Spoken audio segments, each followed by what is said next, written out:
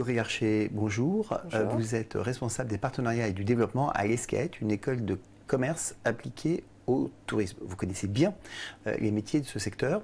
Peut-on ou quels sont les métiers qui puissent concilier un tempérament commercial et l'envie de travailler dans les métiers du voyage ?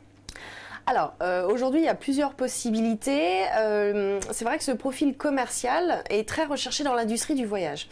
Il est recherché dans l'industrie du voyage loisir et dans l'industrie du voyage d'affaires. Je m'explique. Donc, dans le voyage loisir, aujourd'hui, on a bien sûr bon nombre d'agences de voyage qui recherchent cette appétence pour la vente et les techniques de vente, la négociation avec le client. Donc, on est en face à face et on essaye de vendre à un client le voyage qui lui correspond le plus.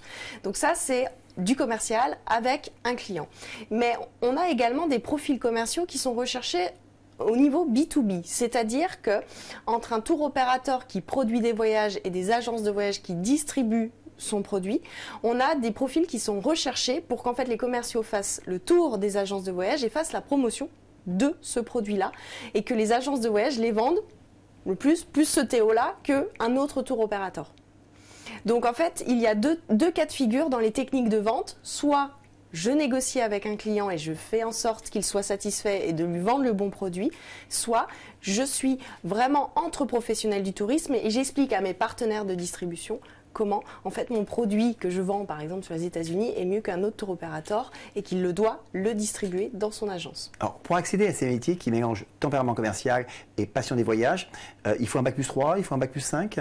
Alors oui, bien évidemment, en fait, on peut y rentrer par un bac plus 3 ou un bac plus 5 chez nous. Alors, la différence, elle se fait au niveau du bac plus 3. On sera plutôt, bien sûr, bien positionné sur le terrain, mais on sera plutôt assistant commercial. Alors qu'en fait, si on part sur un bac plus 5, on accède à des responsabilités et on est en charge en général de définir la stratégie commerciale dans l'entreprise du tourisme dans laquelle on peut être.